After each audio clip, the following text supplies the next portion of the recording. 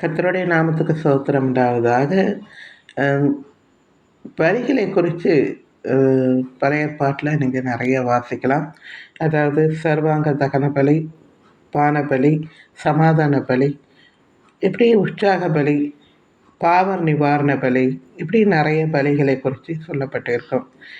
அதுக்கு பிறகு பார்த்தீங்கன்னா இப்பொழுது அதெல்லாம் கிடையாது இல்லையா? அதில் வேண்டாம், ஏன்னா ஒரே பலியாக இயேசு கிறிஸ்து வந்தார்.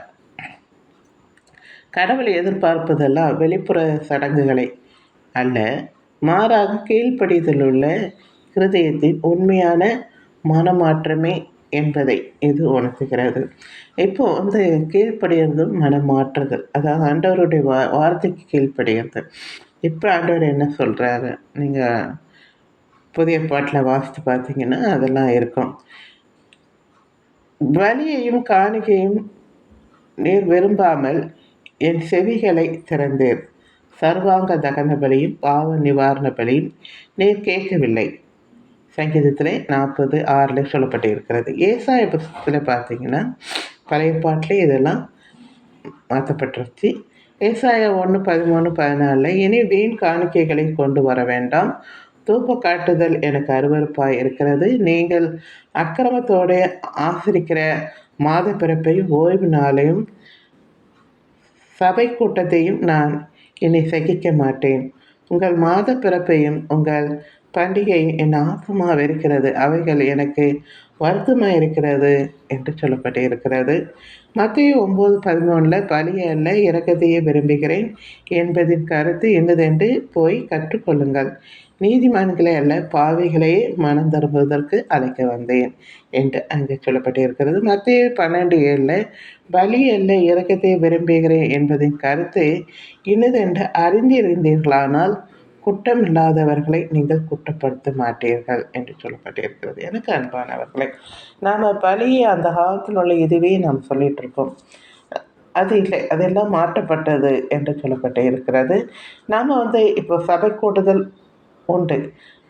ரட்சிக்கப்பட்டவர்கள் அனுதினமும் சபை கூடுதலை வர வேண்டும் என்று சொல்லப்பட்டிருக்கிறது. அது உண்மை. ஆனால் நாம் எப்படி வரும்? பரிசுத்த அலங்காரத்தோடு என்னை தொழுது கொள்ளுங்கள் என்று ஆண்டவர் சொல்கிறார். நாங்கள் பரிசுத்தமாய் உற்சாகமாய் ஆர்வமாய் ஆலயத்துக்கு வரோமா? ஏதோ போகணும், ஏதோ இவங்க கூப்பிட்றாங்க போகணுமே அப்படின்ற கட்டாயத்தோடு நம்ம மனசு சஞ்சலத்தோடு நம்ம ஆண்டவரை தேடக்கூடாது. ஆண்டவரை தேடணும்னா ஒரு உற்சாக சபை கூடுதலை விரும்பி நம்ம ஆலயத்துக்கு போக வேண்டும், ஆண்டவரை தொழுது கொள்ள வேண்டும். சத்தியத்தை கேளுங்க, சத்தியம் உங்களை விடுதலையாக்கும். சத்தியத்தை கேட்க வேண்டும்.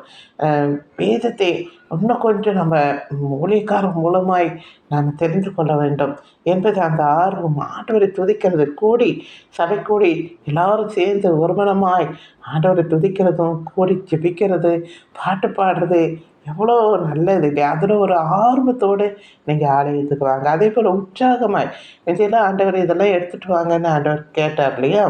கட்டாயமாக அந்த பழைய பாட்டில் இருந்து. ஆனால் இப்போ அப்படி கிடையாது. எல்லாரும் மனம் வருது, உங்களுக்கு உற்சாகமாய் நீங்கள் எதை கொடுக்குறேன்னு தோணும் அதை உற்சாகமாக செய்யுங்க. மன வருத்தத்தோடு செய்யணுமா அப்படின்றது இல்லாமல் உங்கள் மனசுக்கு விருப்பப்பட்டதை நீங்கள் உற்சாகமாய் செய்யுங்கள் என்று அங்கே ஆண்டவர் சொல்கிறார். எனக்கு அன்பானவர்களை, மற்றபடி பலியெல்லாம் தேவையில்லை. ஏன்னா ஒரே பலியாக இயேசு கிறிஸ்து நமக்கு வந்தார். அதாவது நம்மளுடைய எல்லாவற்றிலும் ஒரு உண்மை இருக்க வேண்டும், ஒரு கீழ்ப்படிதல் இருக்க வேண்டும். வெளியரங்கமாக எல்லாரும் பார்க்கணுன்னு செய்யாமல் கர்த்தர் மட்டுமே பார்க்கணும். அதாவது நம்ம வலது கை செய்கிறது இடது கை அறியாமல் இருக்கணும், அந்த அளவுக்கு நம்ம வந்து செய்யணும் என்று ஆண்டவர் சொல்கிறார். சரிங்களா? தேங்க்யூ. இனிமேட்டு பலி ஆண்டவருக்கு தேவையில்லை. பலி ஒரே பலியாக இயேசு கிறிஸ்து வந்தார் என்பதை உங்களுக்கு சொல்லி முடிக்கிறேன். தேங்க்யூ.